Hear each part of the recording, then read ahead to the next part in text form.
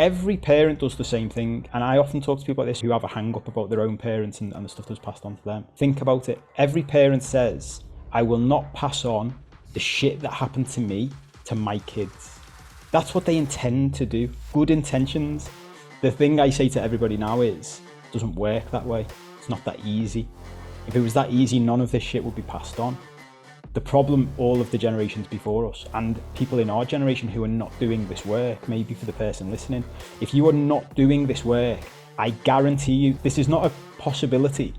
It's not you might pass stuff on. You are passing on the stuff that you don't like about your parents to your children. You just don't know you're doing it because it's subconscious in the same way that they passed it on to you. And if, when you think about it logically, no parent that I've ever seen or come across has purposefully said, do you know what I'm going to do? I'm going to pass on all the crap I had from my parents to my kids. No one does that. And yet that's what happens because it's all going on subconsciously. And that's where the compassion comes in, and the taking responsibility that we touched on last time. As soon as you take responsibility and go, shit, I'm passing this on as well, then you can have more compassion for people who were above you and passed it down to you.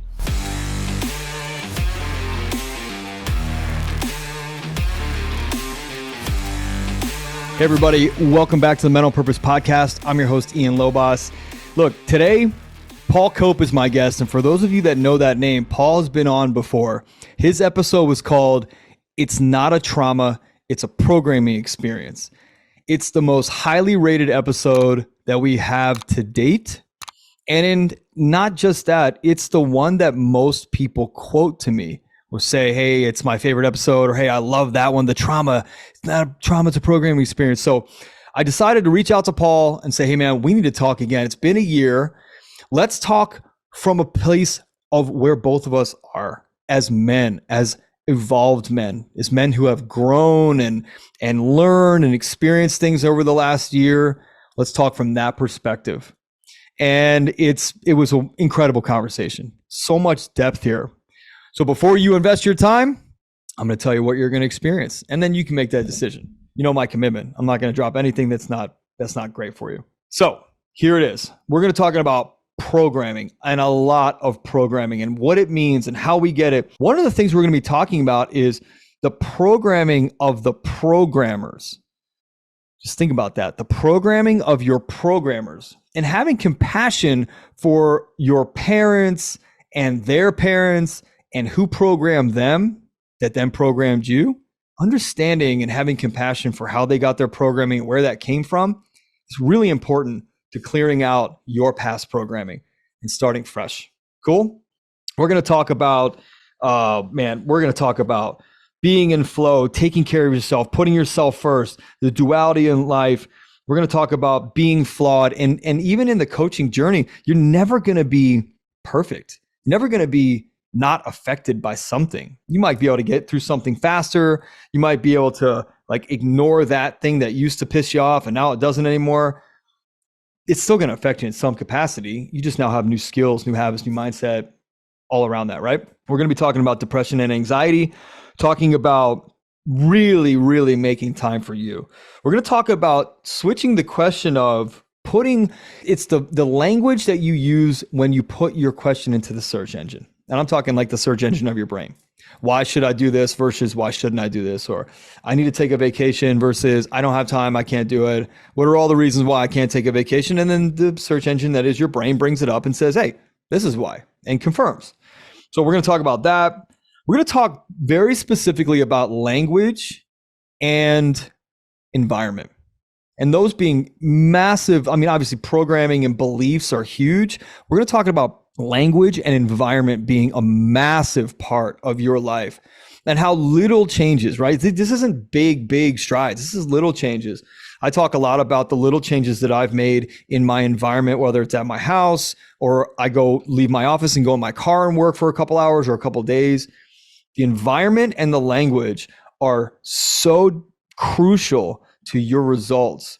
Really want you to take a look at your language and your environment, specifically having to do with your programming or having to do with the results of your life. So that's that. And then I give a really cool Tyler Perry kind of quote at the end about, people being there for certain seasons of your life, and like rocket boosters peeling off because they can't get to the orbit that you're getting to, right? That you intend to get to. So we're gonna talk about all that stuff and more. Paul's such a great guest. You guys are gonna have such a great time.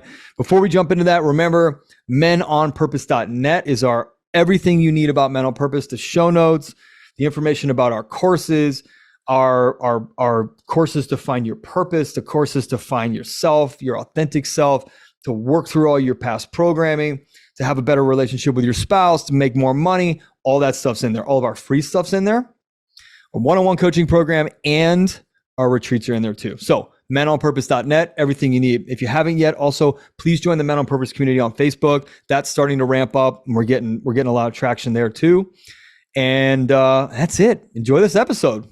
Thanks for listening. All right, Paul, back for round 2, man. Part 2 of It's Not a Trauma, It's a Programming Experience, part 2. I'm telling you, I told you before we started recording, that has been the one most common used or quoted, or the most used quote from any podcast I've ever done. When people talk to me like, hey man, I love this episode. It's not a trauma, it's a programming experience. Like, just that thing that you said alone sparked this whole, additional discussion with so many people that reach out to me. So I wanted to have you back because, like we were saying earlier, now that you and I are a year more evolved, what can we talk about and give to the audience now? And that's just, I'm super curious about that. What's up, guys? I'm so sorry to interrupt the episode. I just need 1 minute to share with you all the new and exciting, amazing stuff we've got created here at Men on Purpose. First of all, thank you for listening to the podcast and supporting the movement we're creating for all the men of the world.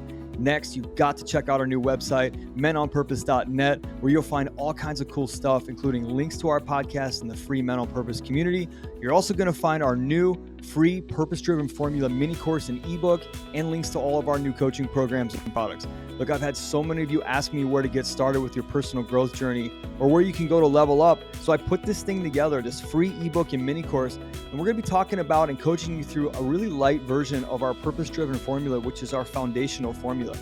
And for those of you who are ready now, we got you. Listen up, whether it's becoming the best husband, being the best dad, quitting that job that doesn't serve you, or just understanding how to put you first, we've got what you need to align with your authentic self and find that true fulfillment and live a life with no regrets. Look, we're helping men with structure, support, and sustainability. That's what you've asked for, and that's what we deliver. As we lead you through proven and tested curriculum that focuses on formulas to help you get farther faster. So make sure you go to menonpurpose.net, click the button to download our free, powerful, purpose-driven formula mini course and ebook. And while you're there, make sure you check out some of our amazing products designed to help you find your purpose, stop self-sabotage, and dial in your mindset, skills, and habits to evolve into the best version of you. Why? Because we want you to live and have the best life possible. No regrets. So, menonpurpose.net, let's get back to the episode. Yeah, I love it. Well, thank you for having me back on to begin with. I Absolutely. loved our conversation a year ago, and I was very flattered. It's always a really bizarre thing for me. I'm sure you have a similar experience. This when you go from not talking publicly to talking publicly, Yeah. and then you have people say things to you like quoting you back to yourself and saying, Yeah. "Oh, that really helped me." There's always this part of me that's like, really. Yeah. So I have people, some people say to me who like listen to my podcast over here, part of my community, they'll say that, their husband or their wife gets sick of them saying, well, Paul Hope says this. And my voice, I had a friend who walked into a room and my voice was playing on this person's radio. And she was like, how is my friend on your radio? And they're like, oh, I listen to his podcast. And it just blew my friend's mind, and it still blows my mind that this happens all around the world. And I feel very privileged and very honored. So I'm glad it had an impact. Yeah, I mean, that's programming in itself. We're programmed that, podcasts are just something that you do to just, talk to other people and get your voice out there. And it's one of the mediums that you use for authority, or, if you want to write a book or you have a podcast or you do this other thing for authority, just to get your message and your voice out there. And the program is like, well, it's not real radio.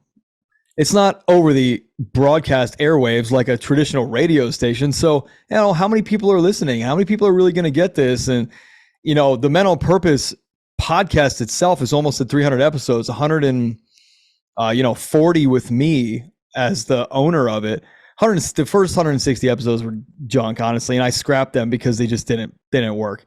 And I was fighting my own programming, saying, if you scrap those episodes, you'll lose your SEO, you'll lose everything that was valuable about this podcast, which the podcast wasn't valuable except for the name, which is all I valued, and that's what I took, and I scrapped the other stuff and fought myself on that.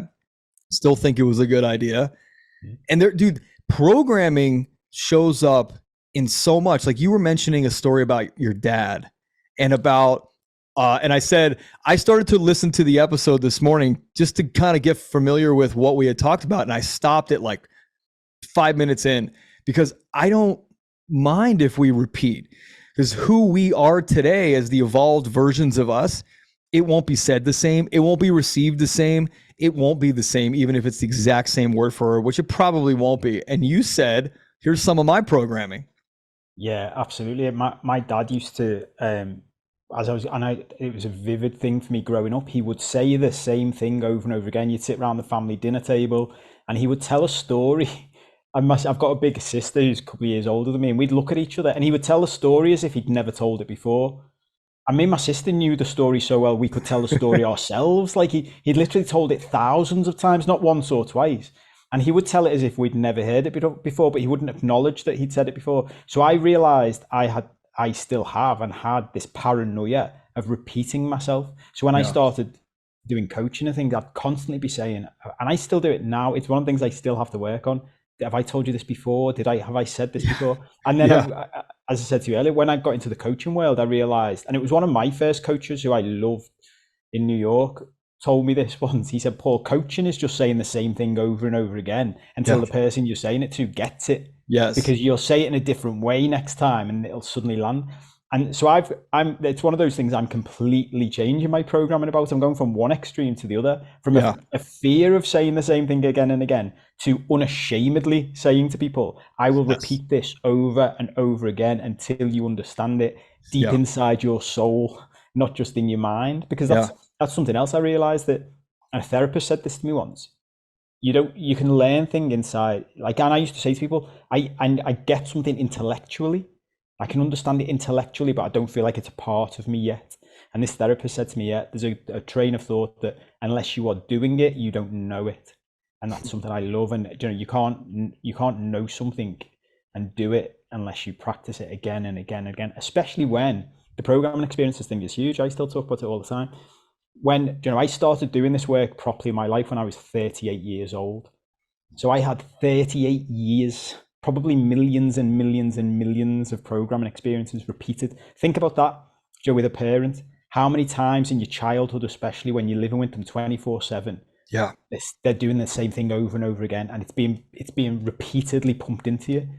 And we think, and people often get frustrated with this, we think you can just change overnight.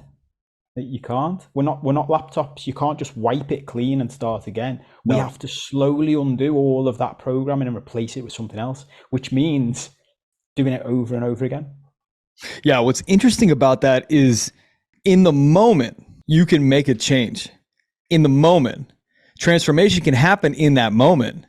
It takes a long time for it to seep through and percolate down into the depths of the conscious or subconscious and conscious and unconscious minds.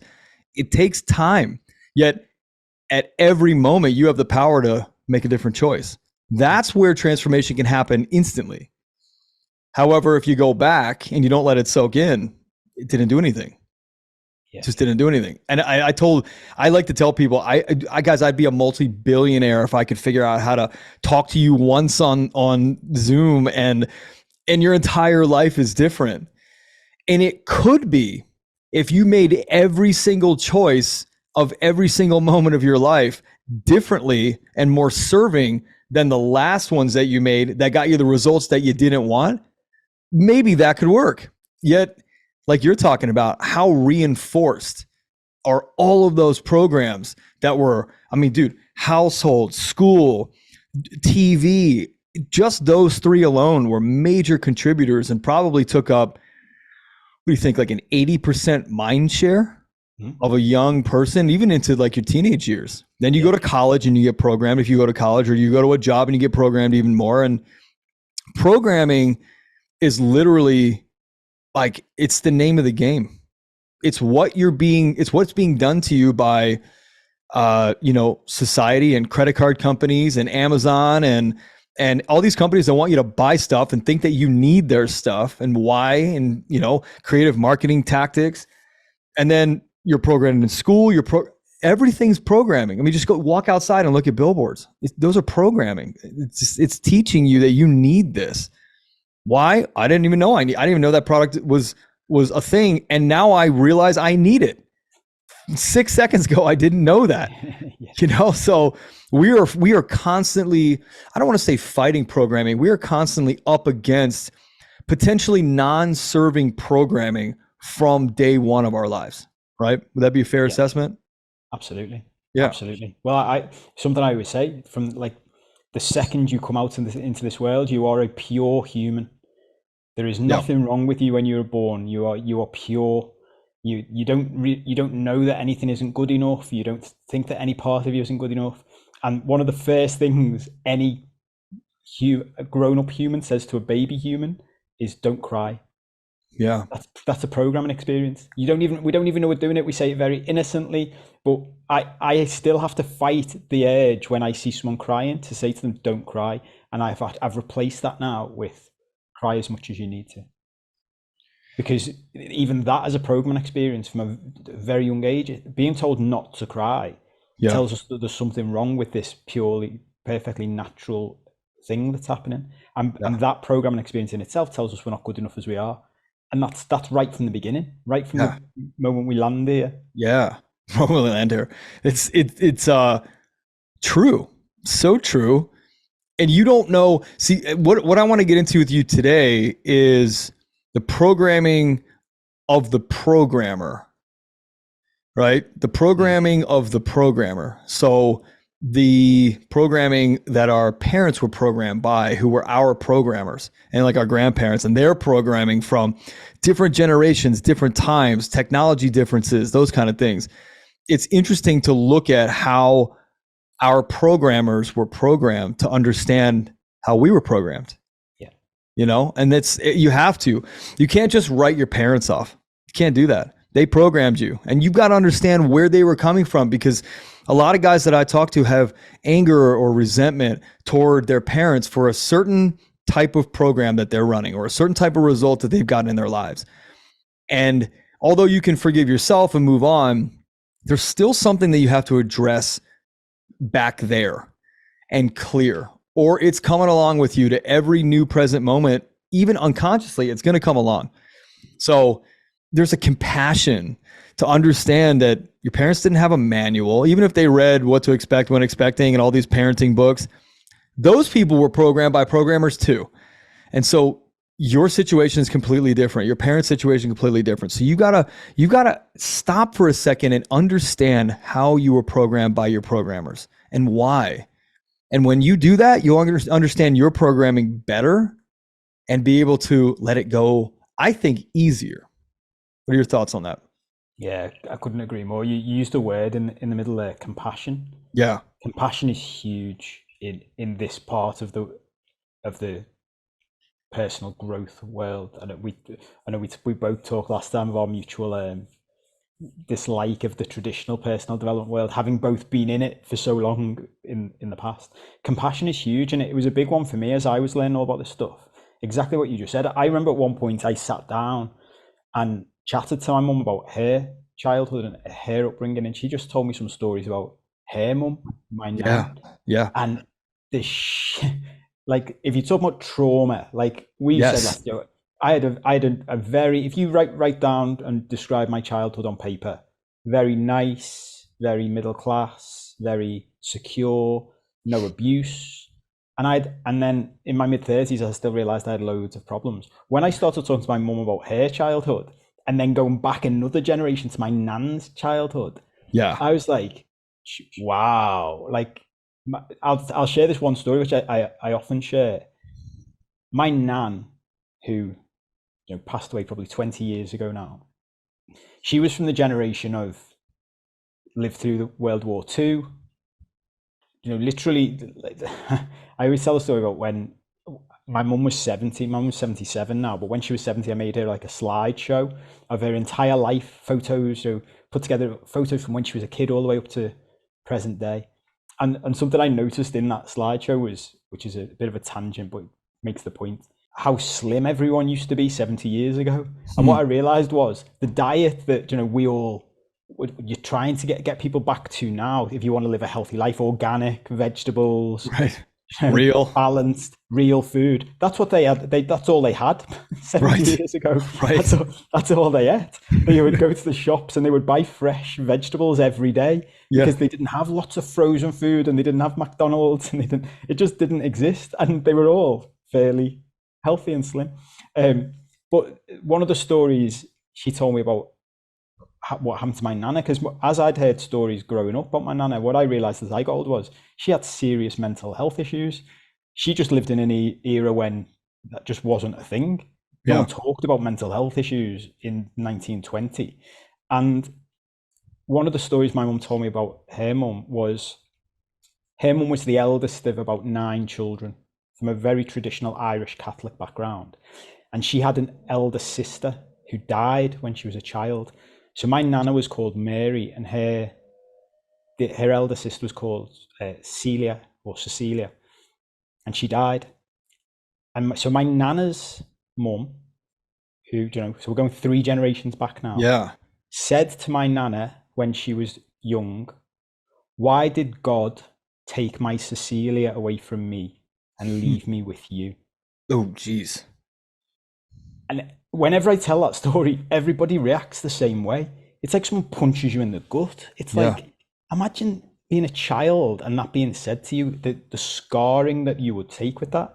And that's just one story that my mum knows. Think about everything else that probably happened to my nana in that generation. She wasn't protected. There was no one looking out for her. There was no social services even back then to look after kids. And then she's grown up, and then she's had 6 kids of her own. She lost 3 children in childbirth. And then my mum was the eldest of those 6. So this stuff was just passed down.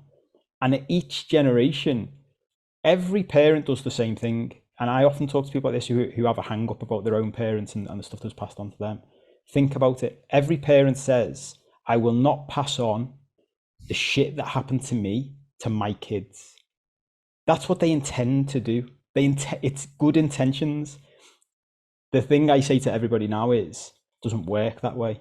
It's not that easy. If it was that easy, none of this shit would be passed on. The problem, all of the generations before us and people in our generation who are not doing this work, maybe for the person listening, if you are not doing this work, I guarantee you, this is not a possibility. It's not you might pass stuff on. You are passing on the stuff that you don't like about your parents to your children. You just don't know you're doing it because it's subconscious in the same way that they passed it on to you. And when you think about it logically, no parent that I've ever seen or come across has purposefully said, "Do you know what I'm going to do? I'm going to pass on all the crap I had from my parents to my kids." No one does that. And yet that's what happens because it's all going on subconsciously. And that's where the compassion comes in, and the taking responsibility that we touched on last time. As soon as you take responsibility and go, "Shit, I'm passing this on as well," then you can have more compassion for the people who were above you and passed it down to you. Yeah. And there's so much to dig into there, because all that stuff that you just said is, I mean, just think about one occurrence 3 generations ago, and forget about epigenetics. Forget about just the stuff that's in the cellular makeup and the energy in the cells of your blood from generations and what they dealt with. Mm-hmm. Then you have that verbal, that cognizant in the moment, where a child instantly says, "I'm not lovable, I'm not loved, and I'm not safe," right? And that is like the formula. Something's wrong here. Like, I'm not safe, I'm on my own. And their 6-year-old or 10-year-old brain starts to form this opinion that I'm not safe with these people. So there's a barrier that's now been put up. And then that goes on to love in general. Or it goes on to relationships, other relationships where you don't trust people because you think, are they really in it? Because my mom said this. Is this guy really in it? And so let's dig into that, because there's an easier way. Like I will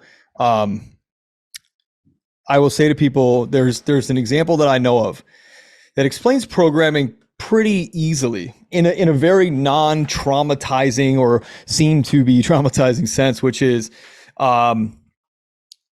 there's a 3 generations of women and they're making a Thanksgiving meal, and the grandmother, the mother, and the daughter, and the daughter and the mother are preparing a lamb leg. They're putting it in a pan, and the pan's huge, and the lamb leg fits in there nicely. Yet the mother is cutting off the end of the bone, right? Like let's say 6 inches off the bone. And the daughter says, "Why do you cut the leg off? It fits." And she said, "Just what my mother did." And they turn to the grandmother and they say, "Hey, why do you cut the leg off?" She goes, "Well, that's just what my mother did." And she goes, "Well, why?" He goes, "Well, because she didn't have a pan big enough, because they were dirt poor when they came to this country from Italy, and they didn't have a pan big enough. So they always cut the end off the leg." And you think about that and you go, well, that's kind of silly, kind of stupid, kind of simple. Yet at the same time, that programming right there, unconscious, subconscious programming, literally is how so many aspects of your life work. When you think about, like, why the hell did I just do that? Why did I just say that to my kid? Because that type of programming you have no idea why you do it. Yet 3 generations ago, they did it because they were too poor to get a bigger pan. Today, you do it because that's what generations have done, and you consider it tradition. Meanwhile, it's a program from a scarcity-based mindset. Yeah. You don't even realize that. You just think it's just tradition in the kitchen from generations of my family. Yet, when you look back at those 3 generations ago who were cutting the lamb leg off because they didn't have a pan that was big enough, maybe they had alcoholism, or maybe they had a mindset where they couldn't get out of their own way and actually get a job to provide for the family in a more of a meaningful way. You don't know. That all came with the tradition of, we just cut the leg off. That's it. I want you to really think about that, audience. It's so simple. Yeah, we want to start thinking about programming in those terms. How have you been programmed? What are the things you do today that don't serve you at all, probably never did serve you, yet you can start to illuminate them and subsequently eliminate them because they will not serve your life going forward. That's crazy to think about, how many things we're programmed by that we don't even know. It's phenomenal, and it's a simple and hugely powerful example. And for the people listening, if you're not already doing this in your life, I promise you, there's a whole career in it for you if you can grasp this. Yeah. and get good at it. Because when I go into businesses, it's the same thing. I was listening to Elon Musk talking about this in an interview a couple of weeks ago, about when he goes into Tesla, and he goes to the factory floor, and he's speaking to people in the factory floor, because he's looking at things with fresh eyes. He's never built cars before. Yeah. And when you look at anything with fresh eyes, you can just go to the childlike mentality. Yeah. Why do we cut off the bone? Nobody's asking that question. Right. He would say, why do we have this part of a car? And he was saying in this interview, he was being interviewed on a one-on-one thing, and he was laughing, saying, you would be amazed how many things are in normal cars that just do not need to be there.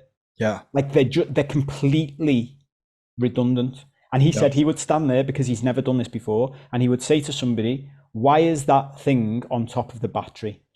And the energy reduction team would say, it's nothing to do with us. It's the vibration team. The vibration team says it has to be there. So then he would go to the vibration team and say, this thing that we put on top of the battery, can we get rid of that? Do you have to have it for vibration reduction? And they'd say, it's not us. It's got nothing to do with us. It's the noise reduction team that has that. And he would go and speak to each team, and each team thought it was a different team. And at the end of the day, he was like, so nobody thinks we need this? And they'd go, oh no, we just thought it was somebody else. And he'd take it out, and he said, we were taking hundreds of bits out of cars that have just always been there, because every time, I remember when I set up my first business, was a law firm. So what did I do? We needed documents. Like, if you needed to transfer money from one client to another client, big business sale, you needed something to document it. So I took a document that I used. I used to work at huge international law firms. So in my mind, they're doing everything perfectly. Sure. They're huge. So I take the document that they use and I copy that. And then one day I'm sitting at my desk filling in this document thinking, I'm filling in like 20 boxes. There's only 5 of us working this company now. And as soon as I asked myself the question, why am I filling in this sheet? I changed it. It was a sheet that had about 150 boxes on it. You had to tick different things. And what I realized was that one document had been created over 50 years in this big firm. Yeah. Because someone would say, oh, we need another box for this. We need it. And once a box has been added, no one's coming along afterwards to say a year later, do we still need that box? Right. So you end up with this really complicated sheet that actually, for the vast majority of transactions, you only need 5 boxes. So when you come with fresh eyes, and I just went from scratch and went with my law firm, forget everything I've learned before in the law firm I worked at. How can I do this so it works right now? Like, I was working with a business coach, another example. In the law firm industry in the UK, you would do the work, then you would bill the client, and then they would have 30 days to pay. And then it would be another job in itself, chasing clients for money. This happens in so many businesses. This business coach came in, same thing, fresh eyes. He said to me, why don't you make clients pay up front? And I said to him, that's just not how it's done. And he went to me, why? And I laughed and said, I don't know.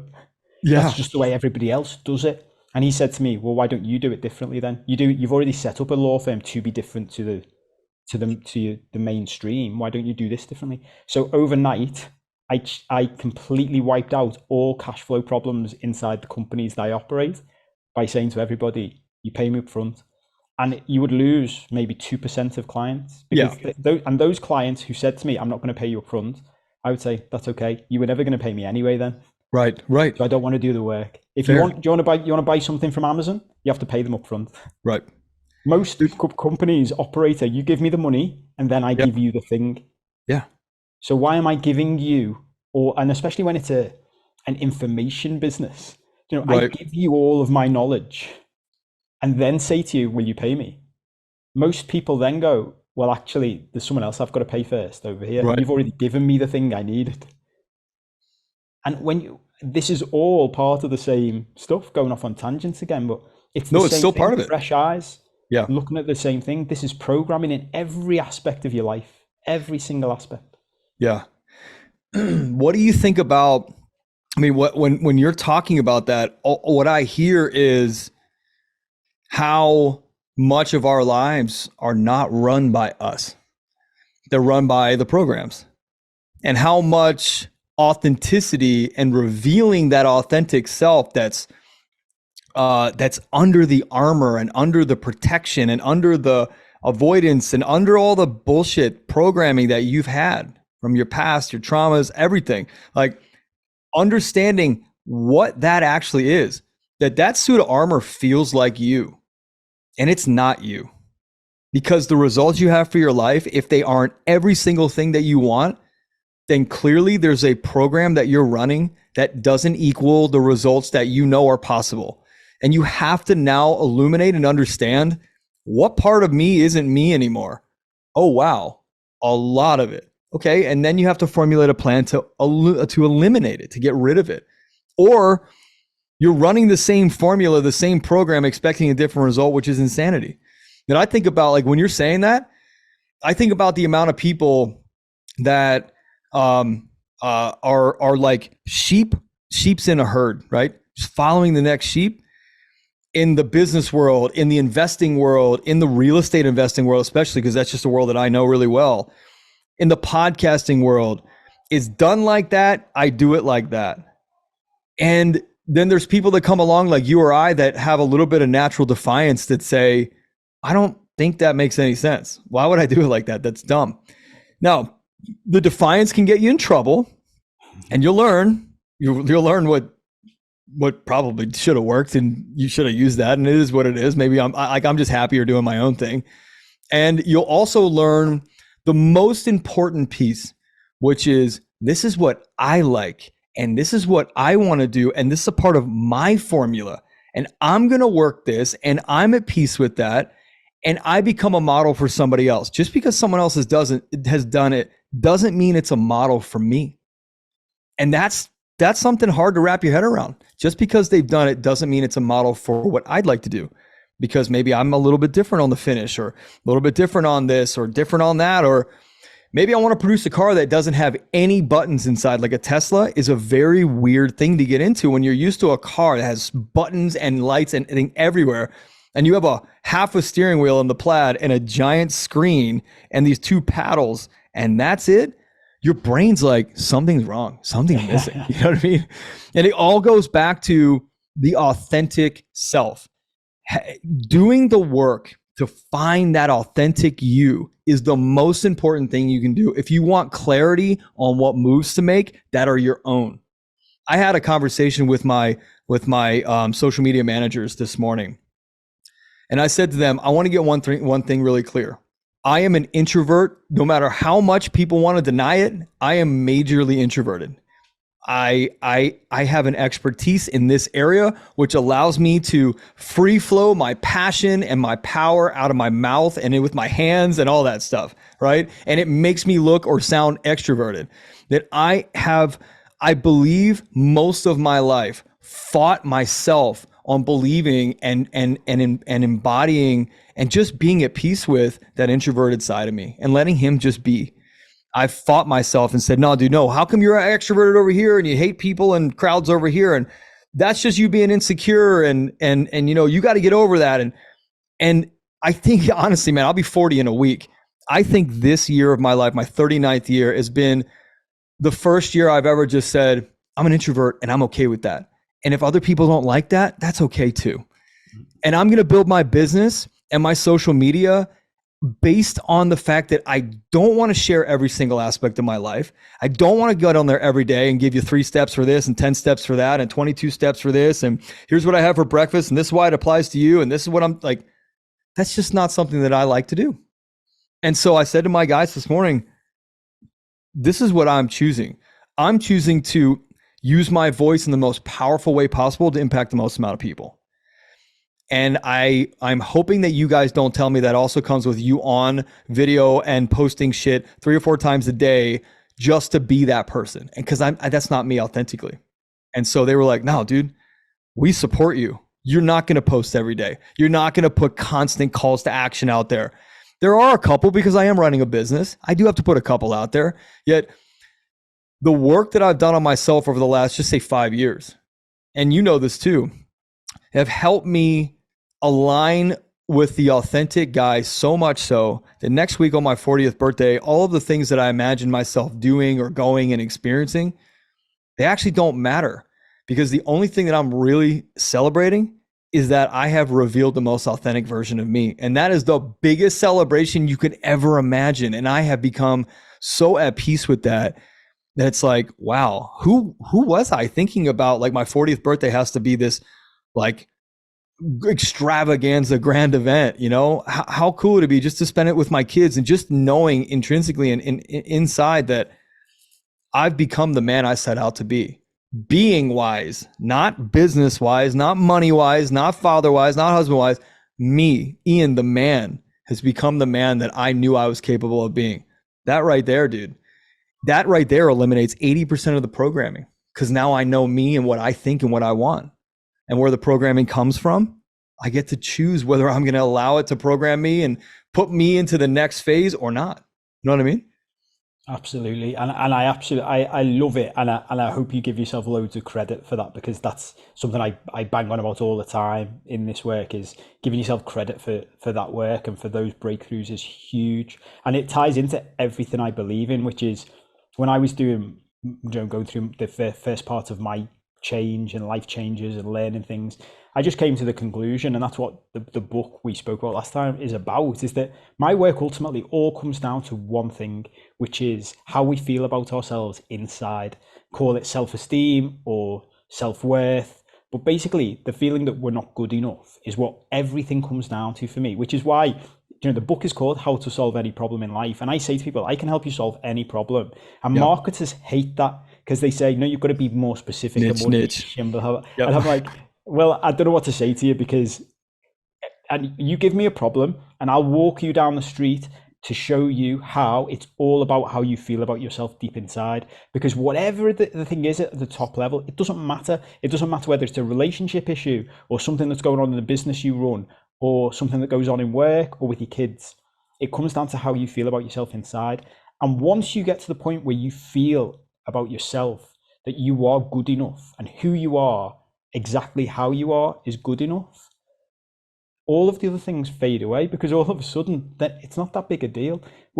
Because what we come to realize is the reason we've got a problem with an employee in work is that we know we want to sack them, but we don't want to sack them because we worry what people will think of us if we sack them, and we worry what our dad would say about that if he found out we were just sacking this guy. And at the end of it, it's like, no, I know in my soul this person isn't right for this position, and I can help them find a new job and I can relocate them or whatever, but I know what I'm meant to do and I'm okay with that. And it's the same if you're talking to your kids. Whenever I talk to people about parenting, people I know who parent who have good self-esteem, their kids don't irritate them, their kids don't trigger them. Why? Because when a kid behaves like a kid, and it's not triggering something deep inside you from your shit that's going on from your childhood. Yes. You can just smile at the fact that it's a kid being a kid. Yeah. And there are things that, you may have to discipline them, or you may have to teach them, or you may have to do something, but it doesn't make you shout and scream. It just makes you go, you're not allowed to do that. And this is why. Yeah. So it's not this big problem anymore. And it's incredible how often I come across things. And when I explain this to people, people who are prepared to look at themselves, that they come to the same place, which where you are is phenomenal. And I love it. And it's worth saying as well for the people listening, that doesn't mean you don't have any problems in life. It doesn't mean you don't face things. Since we last spoke, my year has been so challenging. It's like the universe has gone, great, think you've got all the answers. Yes. Here, we're now on level 43 of the game. Yeah. You've got to level 42. You've done really well. Here's the next level with the next super baddie. See how well you do with this. Yeah. And I go, okay.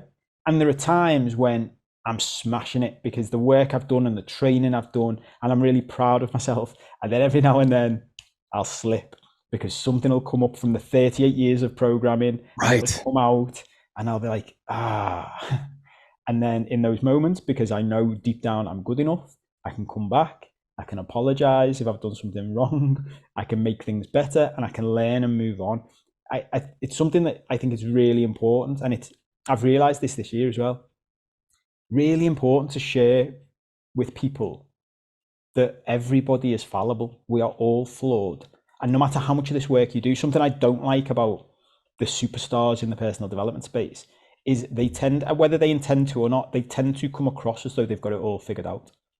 If you do what they say, you'll just live this dream life and it'll just be lovely every day. That's just not how it works. It's just not how life works. There will always be happiness and sadness, and there has to be. This is something else I talk about a lot now. You've got to have that duality. Yeah. If you don't have sadness, you can't have happiness. So it's not even that, people talk about positive and negative emotions. And a long time ago, I was like, no, emotions are just what we've been trained they are. Sadness can be beautiful if you understand it properly and you know what it exists for, even if you only think it exists. So it's the flip side of happiness. Yeah. But you should value when you feel sad because you can't experience happiness without sadness. So when you feel sad, it's not just something to put up with. You can say, I actually quite like feeling sad. And I have those moments now when I'm at my best, where I'm like, I feel down today, or I feel sorry for myself today, or I feel a bit depressed today. What's good about this? It means I need to sit inside, watch TV, and not do any work today. Eat some ice cream, eat some chocolate, look after the little boy inside me who just needs someone to put their arm around his shoulders and say, it's okay today. Take a day off. Yeah. That's okay. Yeah. That's all part of it. For the last month, I've been on and off sick. And I'm not sure if there's ever been a time in my life where I've allowed myself to just lay down. Like the first week of November, I was sick and lost my voice, had to cancel all my coaching calls, cancel podcast recordings. And my wife was like, "Why don't you just go lay down?" I'm like, "Because we're the company's growing and I've got so many little things to take care of." And then I thought to myself, okay, you know what? I'm not going to run from this. I'm not going to try and outwork this or ignore it. I am just going to sit with it and I'm going to figure out what it's telling me. And I think there's a maturity and a level of peace that comes when you can sit with yourself and not distract yourself, not run around and avoid dealing with certain things. I sat there for a good part of a week and just laid around the house. And I got a couple things done, but I emailed my team, texted my team and said, "Hey, I'm down for the week. Like I'm feeling like crap." And then last week or the week before it came back. Last week it came back again. I was down all weekend, not this past weekend, the weekend before. And I started to develop a habit of I'm okay if I need to take some time, I'm just going to take some time. Even though my company's in a crucial part of scaling right now, it's what it looks like a year ago. Man, it's night and day difference. Absolutely night and day. And I know the duality of the guy that, quote unquote, never got sick and was always going, popping Tylenols and doing whatever I had to do to just get through it. And then the guy today that's like, "Hey, I'm not feeling good. And I don't need to prove anything to you. I don't need to prove anything to anybody. I'm not that tough. I'm working through some challenges. Clearly something's manifesting up in my body. Cool. I'm going to work through it. I'm going to work through it." And being sick the second time, like 2 weeks ago, allowed me to start thinking about my birthday and thinking, you know what? I don't actually need to go do anything. The celebration is just who I am. And that's not, and then all of a sudden this voice was like, "Yeah, that's a little avoidancy, man. That's a little escapey. I think you're going to regret not doing something that you've always planned on, you've always dreamed of, you always marked this occasion." And I was like, "No, I think I'm at peace with that. I'm at peace with just doing nothing and just being me, because I get to start this next decade as this guy. That is the biggest celebration ever, because any of those shit that I want in my life, the doings, all of that will come from who I am and the company that I created and the brand I created and the man I created and the family dynamic I created. All that comes from that." So it all goes back to, you must do the work on the human. The human must get the priority. You, audience, you got to put you first. If you look at your schedule and it does not say me, personal, or self first, your schedule's backwards. And you can tell me all day long how, man, I've got this job and I got a side hustle and all this stuff and I'm so busy. You are not that busy to spend 20 or 30 minutes with yourself, doing the work on you that radiates into every single thing else you do, right, Paul? Like that's it. It's the only way. And the thing that the work does is it doesn't cure all of the problems. It helps you with formulas, like the stuff that I do. It helps you with formulas to get through the shit faster. Right? Just get through the shit faster. And maybe it stings less and maybe it hurts less, or maybe it doesn't take you down for as long. 100%. Yep. 100%. And that's the key for me. It's, it's something where at the depths of my darkness 5 years ago, something would trigger me. I'd feel depressed for 3 months. Now, 5 years later, wow. Yeah, 5 years later, the same thing can happen. I might feel depressed for a day. Yeah. Now, I've coached people through stuff like this where they would then say, "Well, that's the failure." I'm like, "Why?" And they'd be like, "Because I shouldn't feel depressed at all." I'm like, "We've got all kinds of problems in this." Right. You're expecting to, firstly, get rid of a perfectly normal human emotion from your life that exists for a reason. Why does it exist? Let's come back to that in a second. And secondly, you're expecting to go from where you were, which was depths of despair and suicidal thoughts, to nothing. That's unrealistic. And we see this throughout society, this unrealistic expectations and unrealistic goals in so many different aspects of what we see. Things are so black and white and so extreme. We've lost so much nuance.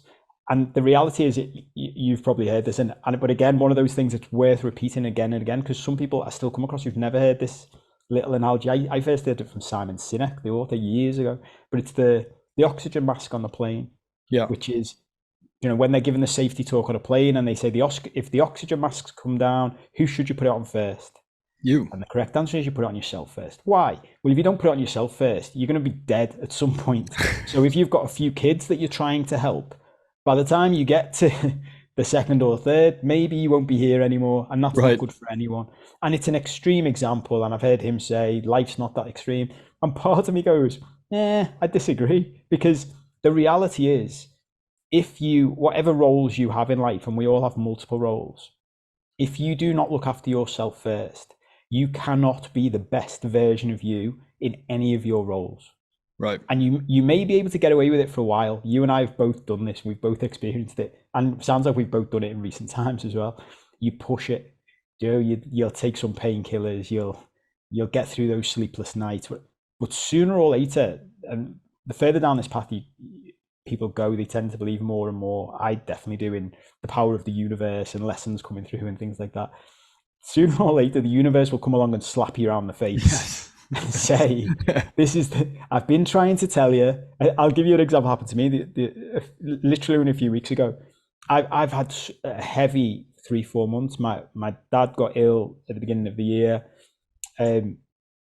It's a sad story, but it's worth sharing this stuff, I think. He got cancer, and then he decided to stop treatment, and then I went round to their house one day. Mum and dad lived together, and he was really ill, so I moved in with them. And I'm 42 years old now. Yeah. The time for me to stay in the same house as my parents is long gone, and I have a limited tolerance for being able to do that. I moved in with them to help look after him. He deteriorated. He passed away, and then I stayed living with my mum to support her. Yeah. But I'd been there for 3 months. And in the middle of that, I'm still trying to run my business and do my things. And I'd scaled that down, because I always say to people, humans are not designed to be able to deal with all of this stuff at once. So if you write down on a list all this stuff you've got going on, and it's heavy stuff, you need to prioritize 1 or 2 things and try and scale back the rest. Otherwise, you're just going to collapse. And something I learned from a coach about 1.5 years ago now, 2 years, was that people who work for themselves, especially, when you work for a company and they say you've got X number of days holiday a year, there is somebody monitoring your number of days holiday. And you get to the end and you think, I haven't taken my days holiday, I need to take them. When you work for yourself, it's very easy to just go, I don't need a holiday. Right. And one of my coaches said to me, it's really important, because I developed this new story, a new program, that because I've changed my life and I don't work full time, I don't need holidays, because I don't work Mondays and I don't work Fridays. But what I'd forgotten was, because I work myself, I might not work Monday and Friday, but I do work Saturday, and I do sometimes work Sunday. Yeah. And Tuesday nights I'm working, and I'm up early on Wednesday. And he said to me, it's really important that you schedule into your own life holidays. So after we'd had this talk, I went through my calendar for the year, and every 8 weeks, I decided 8 weeks is about my run rate. Threshold, yeah. Sprint. Yeah.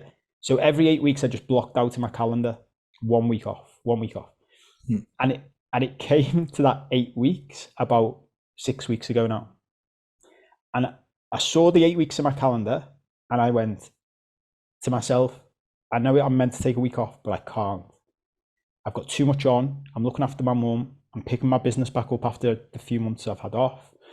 Dealing with a new relationship, I need to give that more attention. New stepkids in that relationship, I need to give them some attention. So I didn't take the week off.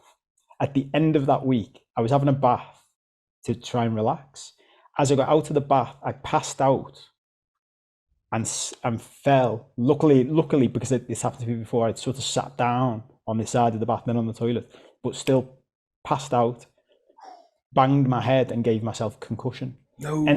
Ended up in hospital, and they gave me a brain scan. Everything was clear, but as the doctor in the hospital said this to me in the accident and emergency department, equivalent of your ER, as he said this to me, it was the way I pictured it was the universe tapping me on the head and saying, I've been trying to tell you this, so we're going to do it officially. The doctor said to me, you have to take some time off. No screens, no phones, no phone calls. That's it. you're Oh, off. And I went and I smiled to myself and I went home and laughed. And I said to the universe, thanks. Because it was literally the week before was should have been my scheduled week off. And I yeah. ignored it. So the universe came in and slapped me on the face and said, take a week off. And this is the key. We have to, because I'd reached that point where I can't be the best version of me to help look after my mum, or to be the best partner, or to be the best coach. Right. If you're trying to coach somebody, you know what that's like. Yeah. And you're feeling pulled from all parts and you're not feeling your best. It's so difficult to give that person the space they need and the time they need and the attention they need. So at that point, I was like, right, break, take some time, recharge. Yeah. And it's challenging to do that. It's no, we're not sitting here denying that. It's challenging to do that, especially as an entrepreneur. I building a business, building a coaching business, you know, I have a lot of one-on-one clients, I have groups, I have masterminds that I'm hosting. So like a week off for me it's logistically doesn't work right now. Plus I got kids, plus I got all this stuff going on, plus I got a little Turo business I'm running. There's a lot of little stuff going on. And so the answer isn't can't take a vacation now. That's not the answer. Right? Or the universe will bring you what you asked for. I have guys all the time to come to me and go, yeah, man, I really want to quit my job, really can't. And then the universe goes, I'll help you quit your job. I'll get you fired. Yeah. You know, or I'll get your position, terminated or downsized or whatever.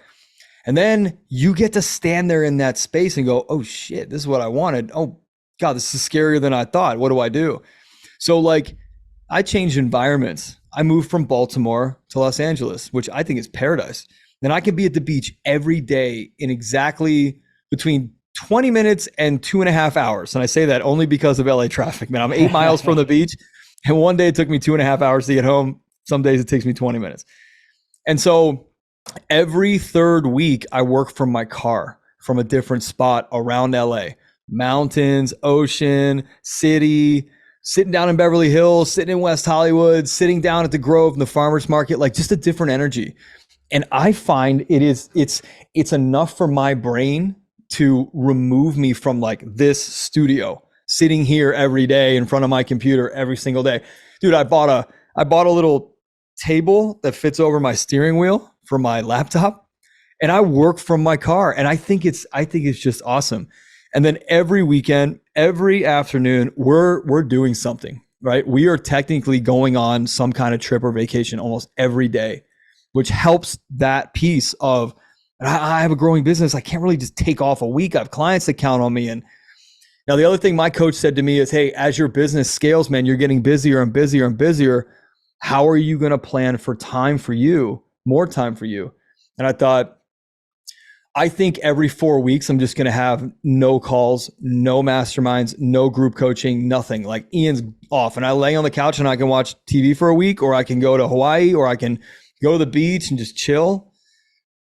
So I'm building that into my calendar just to know this is what I need, because there's too much momentum from what we've done, too much being like momentum being built up. We can't go down. Like that's a problem. It's a huge problem. Forget about all the programming and all the hustle and grind mentality that we have somewhere, buried in there that we've been taught, and luckily shed most of it.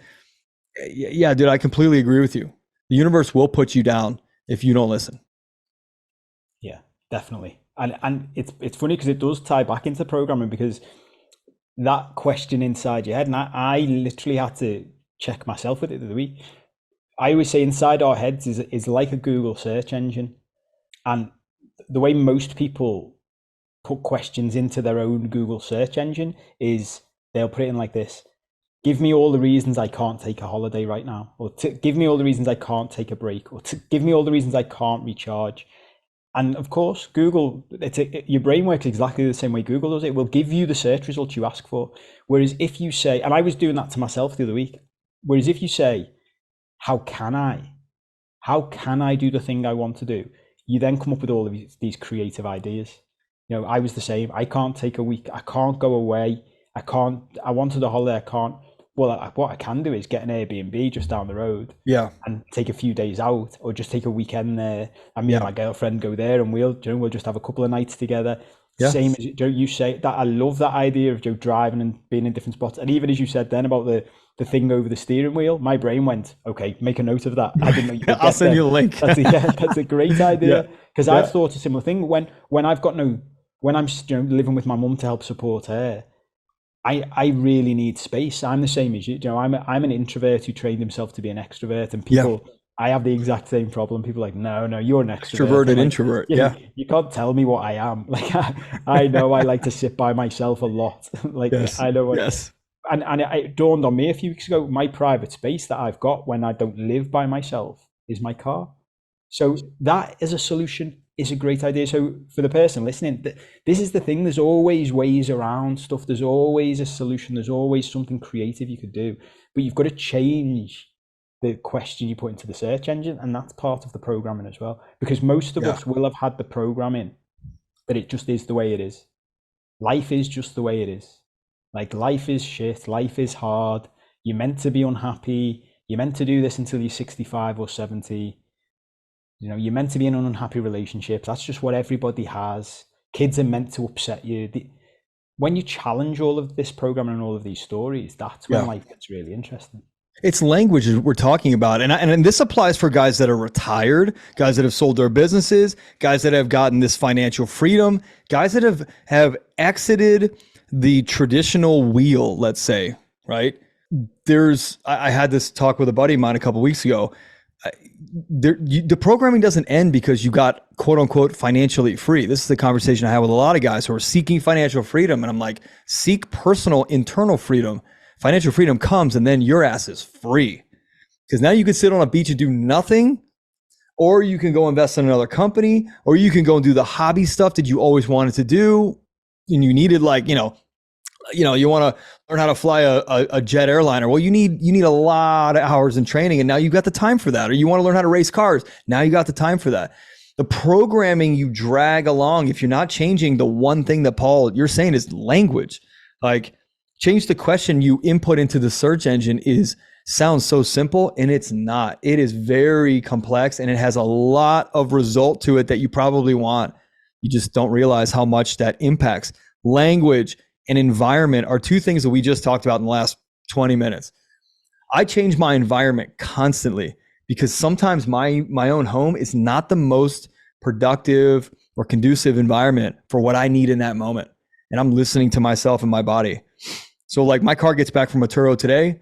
Tomorrow on Wednesday, I don't have podcasts. So I'm on coaching calls down in, I'll pick a place. I might go to the beach. I haven't seen the beach in like a week and a half. I might go to the beach. It's cold as hell here too. Well, it's 50. Let's be honest. It's 50. I'm programmed. Remember you speaking to someone in the UK. I know.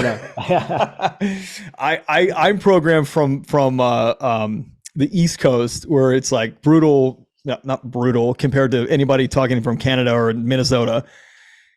They were brutal enough. I don't like the cold, so they were brutal enough for me. Out here, I've taken that programming off that 19 degrees is cold and 50 and rainy is cold and miserable. So just a new set of programming. Anyway, I'm going to change my environment, and I'm going to make sure that I'm watching my language. In our MOP life formula, and audience, if you don't know what that is, hit me up on Instagram or go on mentalpurpose.net and you'll find some stuff that you can download.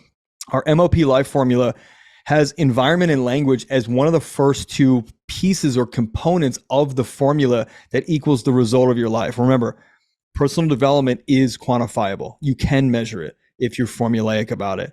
So when you add environment and you add language together, if you are in a shitty, non-conducive environment and your language literally is putting you backward at every moment and you're expecting a different result, you now illuminated the part of your formula that is no longer working. And so you have to ask yourself, well, where can I go? And when can I go there? And what can I do? And who can I talk to?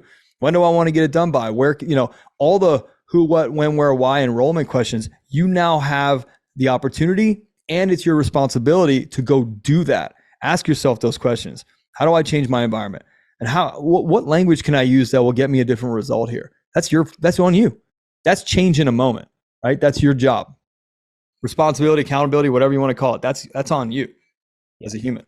Yeah, absolutely. Absolutely. And language, I mean, you mentioned environments as well. They're two huge things. Language, something I always say to people, and in my previous life in the traditional personal development world, I became an NLP practitioner and loved it, and I still do. And a big part of NLP is language, and Huge. combine that with I was a lawyer.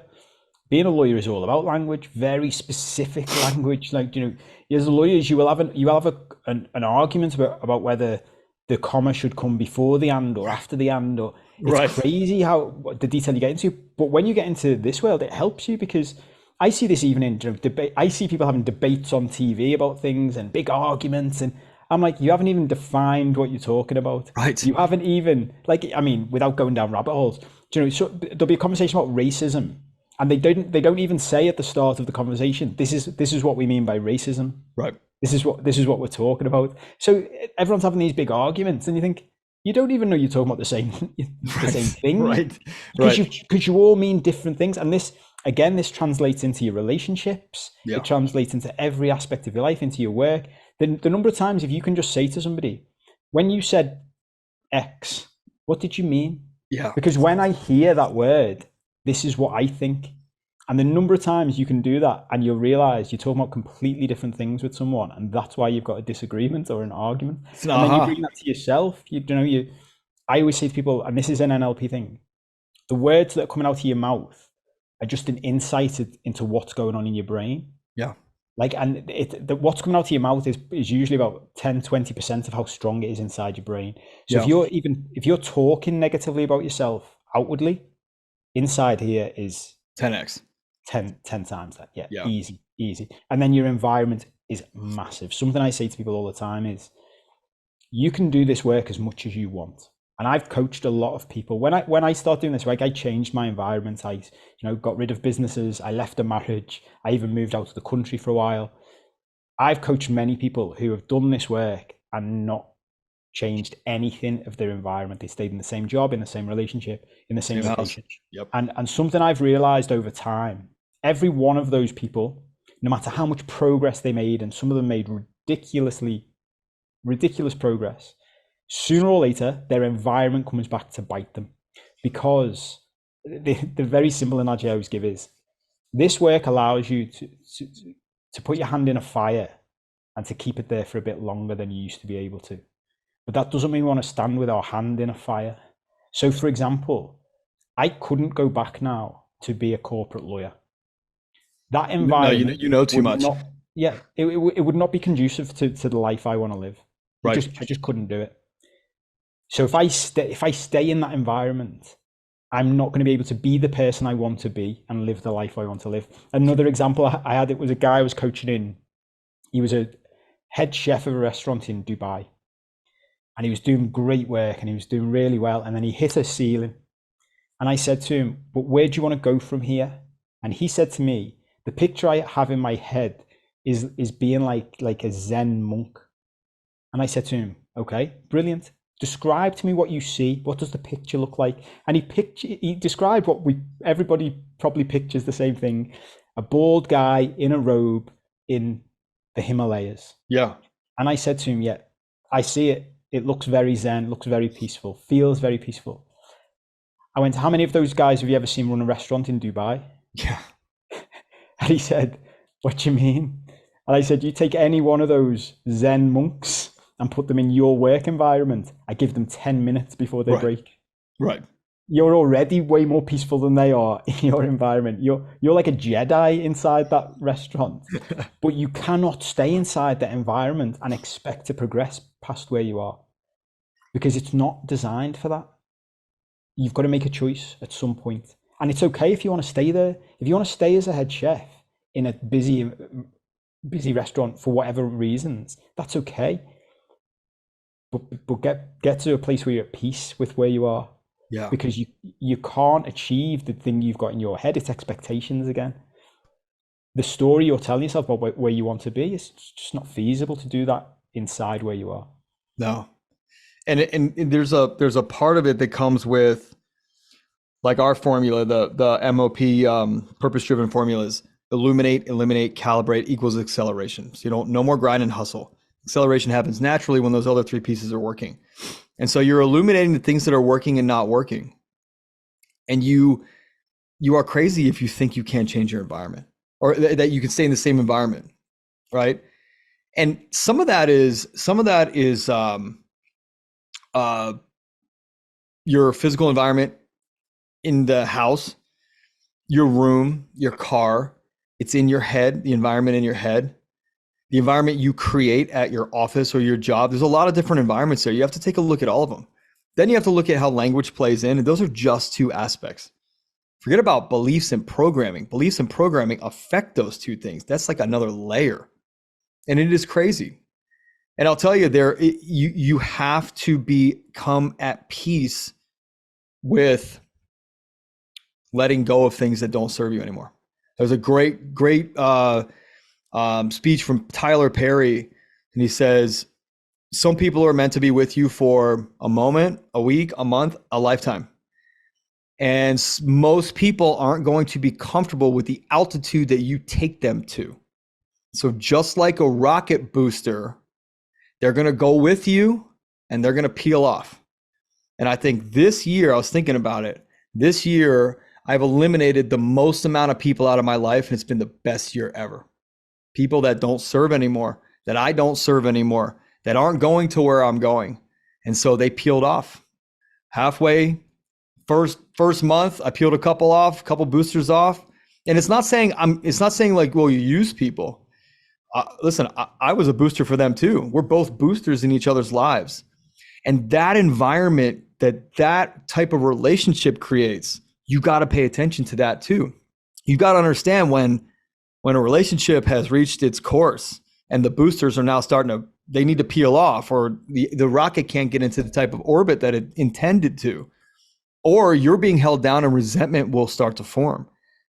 So just think about the environment that your friendships are creating, and are they actually serving you? And would it make more sense to move on from them without saying like, oh, but I've been friends 20 years. Oh man. Are you looking to hit your intended orbit or not? And it's not selfish and it's not mean. Your life depends on it. Your impact on the planet depends on it. Your mission, the entire vision you have, the purpose of your life depends on you making choices like that. Sometimes they're challenging, necessary though. Wouldn't you agree? Yeah. The challenging thing is the key bit.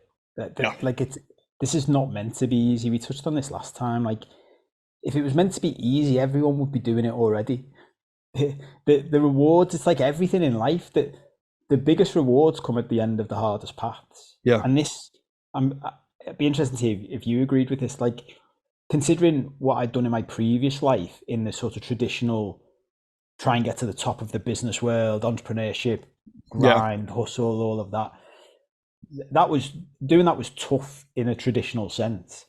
Doing this work, facing yourself, looking at your own darkness, taking, those moments where you take responsibility and you look at yourself and you have to go, nope, this is on me. When you're talking about tough work, that is the toughest work you can do. Yes.